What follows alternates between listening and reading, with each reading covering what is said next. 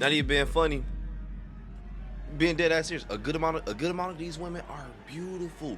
So that's how you know this dude was legit using his charm to his advantage. Like these are not like no ugly looking victims. Like he legit got some beautiful ass women. Howdy, partner. How you day going? Morning, evening, night, whatever you watch this video, dog. But check out 3. I do not open my videos like that, man. I'm tripping. What's good? How you day going? Morning, evening, night, whenever you're watching this video. All jokes aside, though. But check out 3 videos with disturbing backstories by the homie Mr. Nightmare. My bad. Let me turn this phone off. I ain't gonna do a lot of talking because we ain't gonna do a long intro. We're gonna get right into it, dog. I always wanted to. I'm telling you, one day, dog. I want to be in the Rob Zombie film so bad. I love his films, dog. But I always wanted to be like a black sheriff. And like the town always think like, oh, he's actually good. Hell no, he want low-key killing people. But I want my crazy to be known. You know how sometimes like in those movies when you're just, the person is just in another person's presence and you can tell like, yo, dog, crazy. But he's just talking like everything normal, but the shit she's saying is like, you know you crazy. Hey, let's get to this video, dog.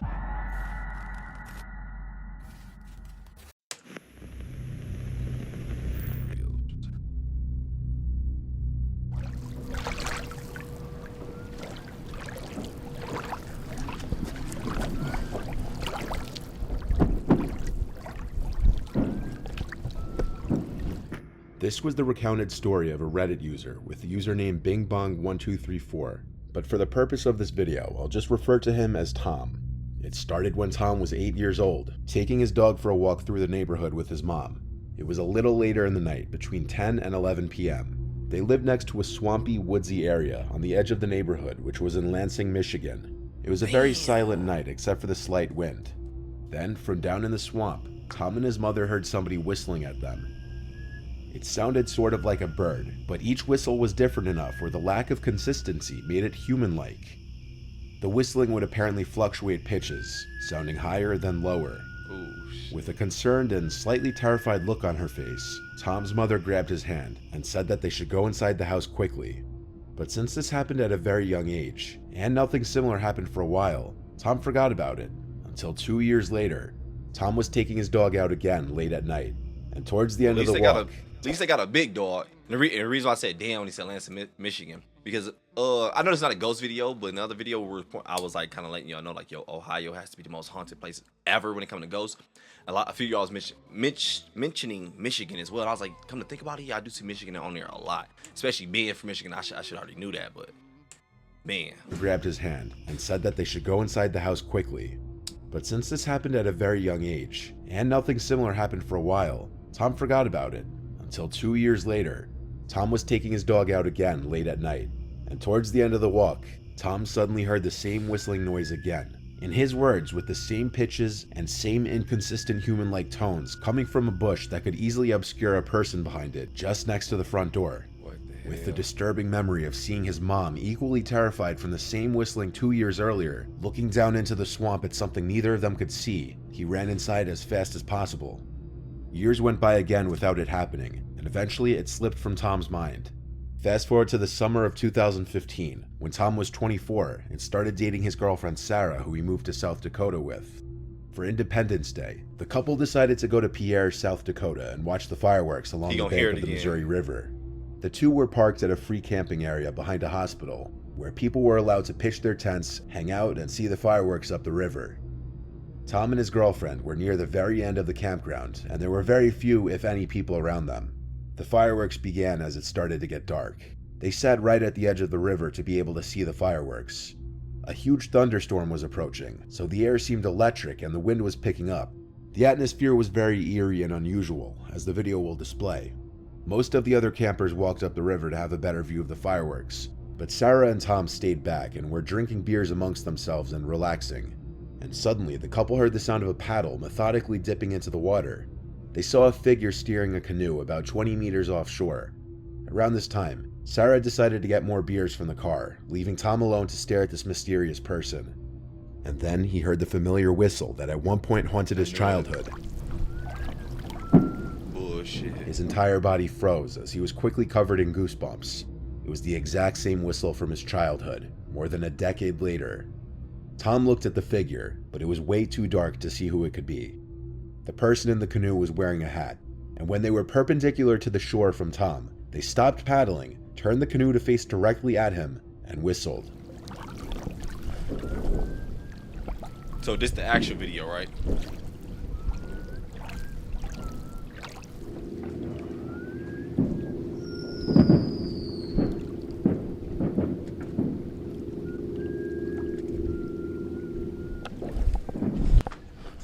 Boy.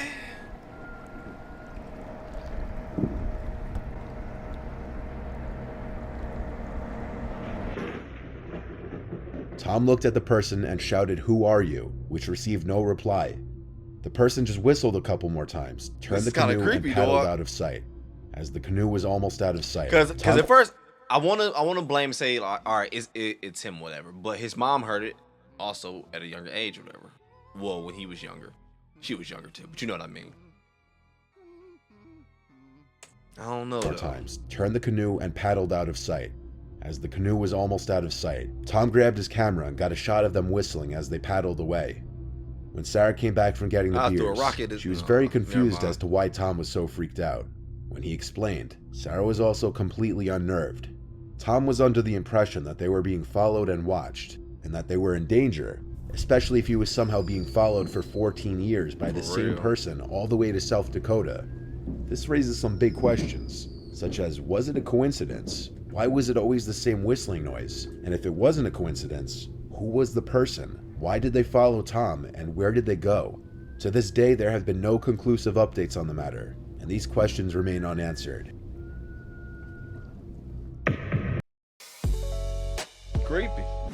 It's a little creepy, I ain't gonna lie to you, but it wasn't like hair raising because I had questions. I was like, it's a little iffy to me. We'll talk at the end. Remain unanswered.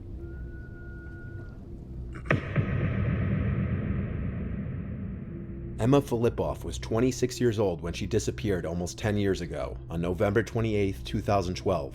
She was described by friends and family as a beautiful, creative, and private girl. There's been an extensive investigation into Emma's disappearance ever since, but so far investigators have been unsuccessful in determining what happened to her. A surveillance video from the day Emma disappeared shows her in a 7-Eleven pacing around and cupping her hands around the glass door as she looked outside, as though she was being followed. She purchased a prepaid cell phone in the 7-Eleven despite never owning one before. Damn. Then she hesitated before leaving.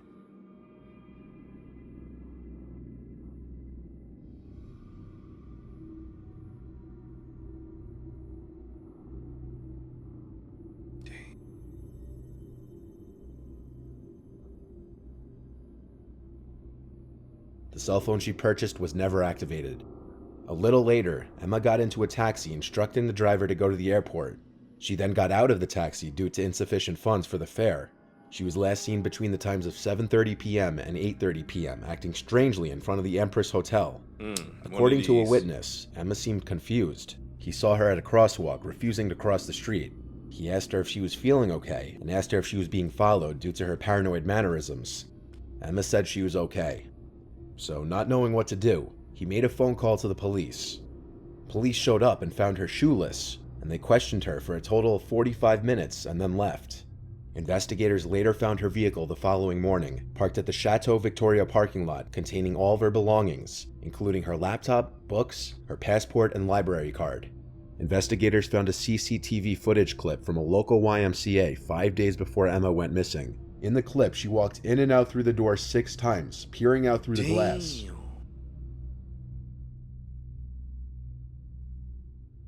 See, now I'm thinking, you know what? Hold on, I'm gonna let it finish.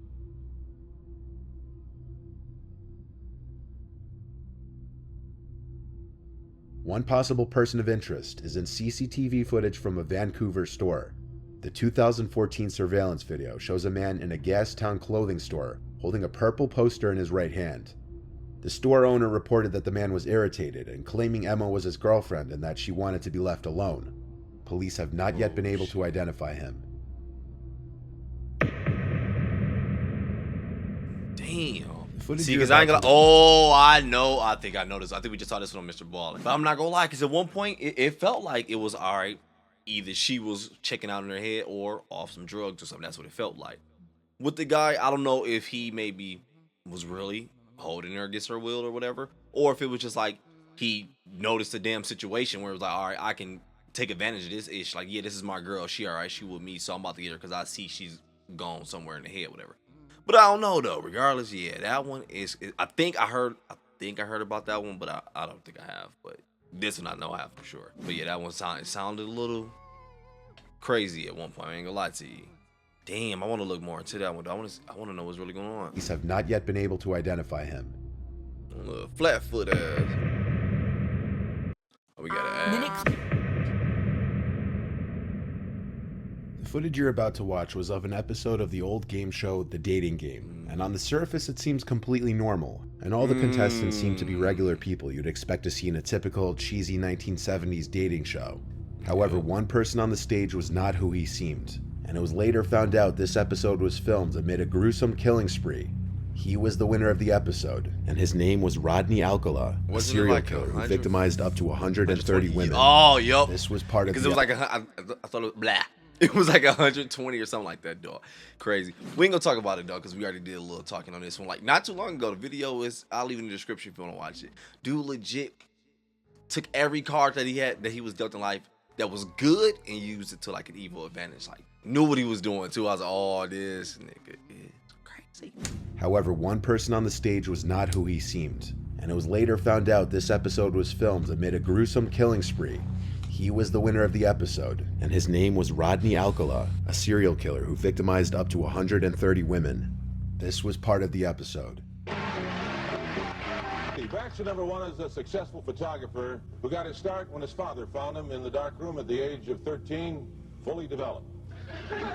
Between takes, he might find him skydiving or motorcycling. Please welcome Rodney Alcala. Rod, welcome.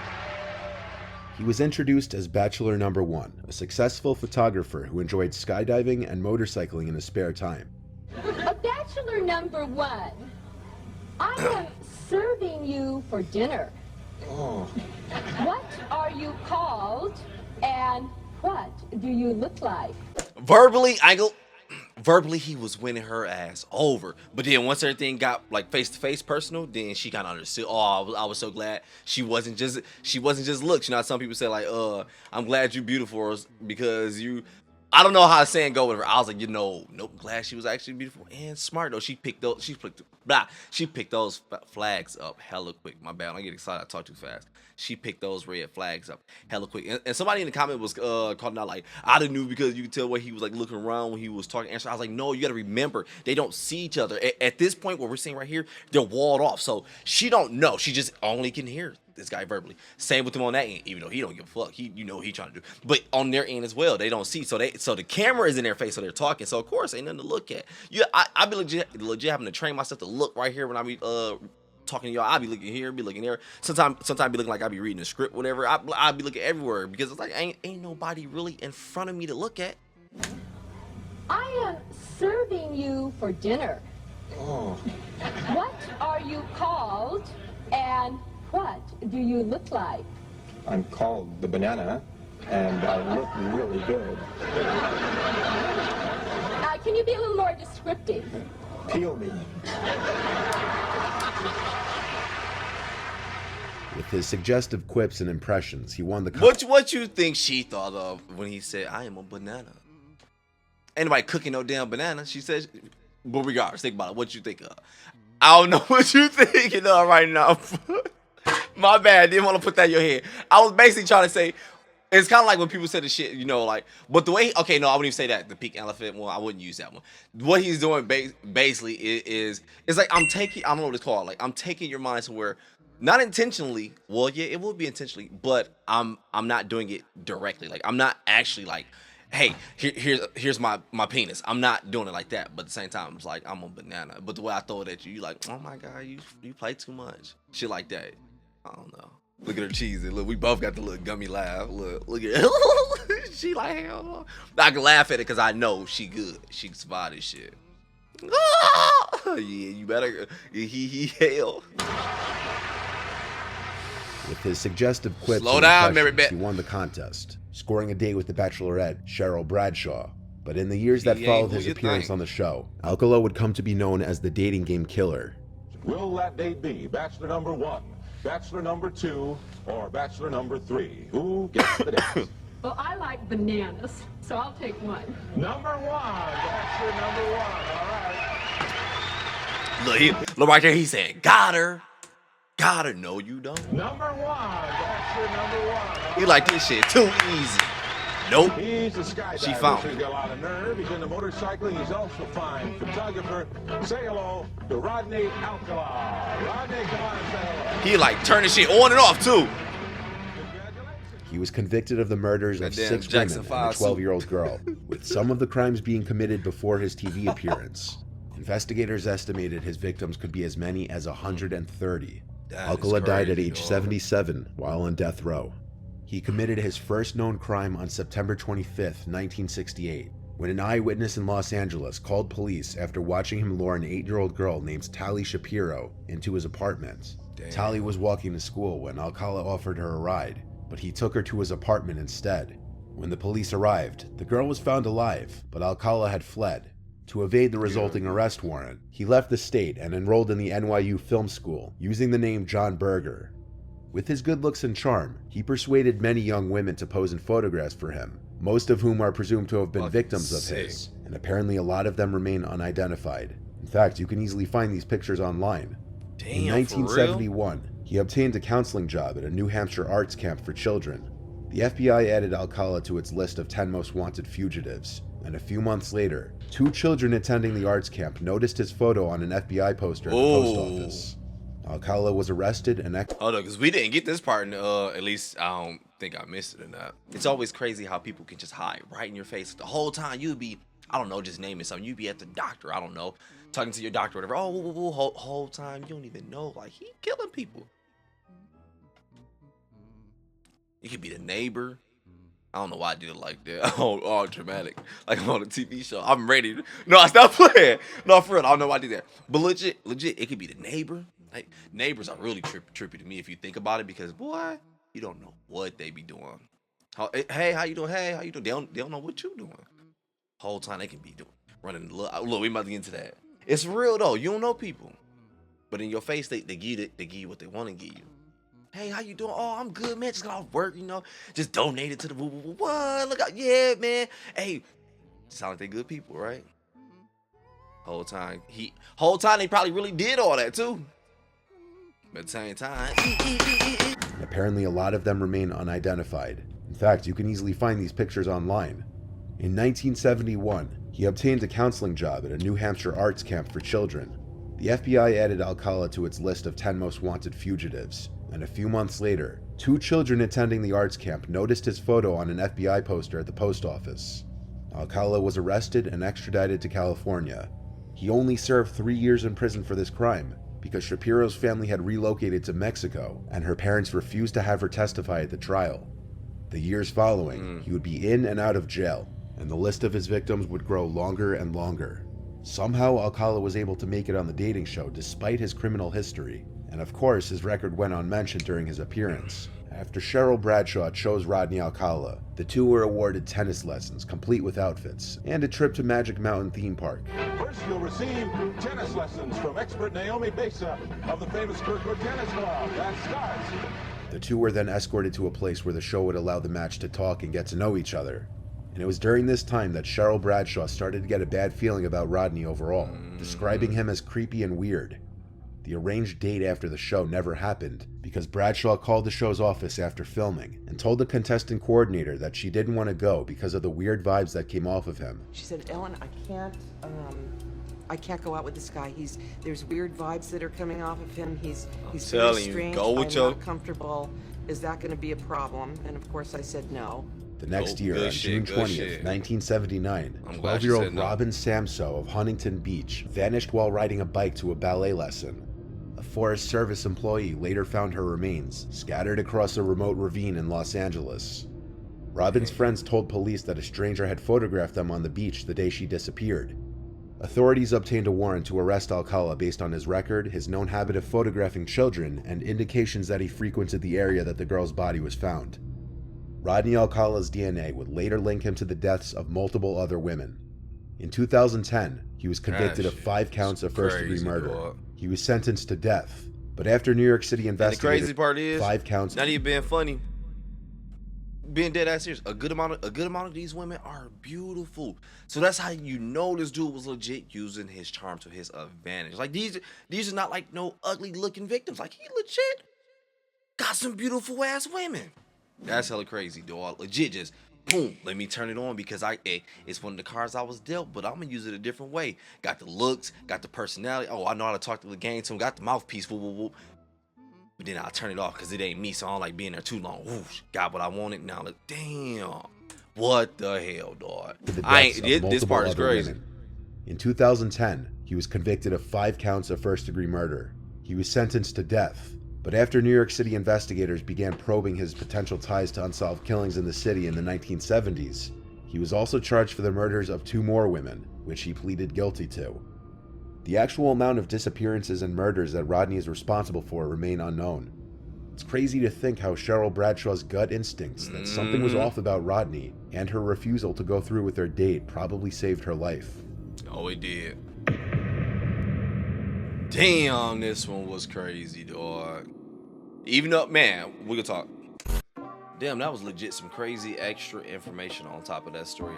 That part, I kid you not, at least I just don't remember, but I'm sure it was not there, dude. I'll smoke weed, but my memory is freaking great. All right, but look, I'm a reader, dog. But regardless, I was like, yeah, this part is actually freaking creepy, and it could have just been because it's new.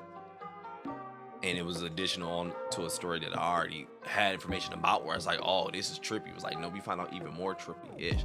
Like, that definitely seemed like one of those ones where it was like, damn near dude. It sounded like he'd have been a cult leader at one point. Like, shit, I don't know. But yo, I'm gonna go ahead and get up out of here and enjoy my night. Go ahead and do the same thing. Enjoy your night, morning, evening, day, whenever you watch this. Yo, we gotta watch some ghost videos next.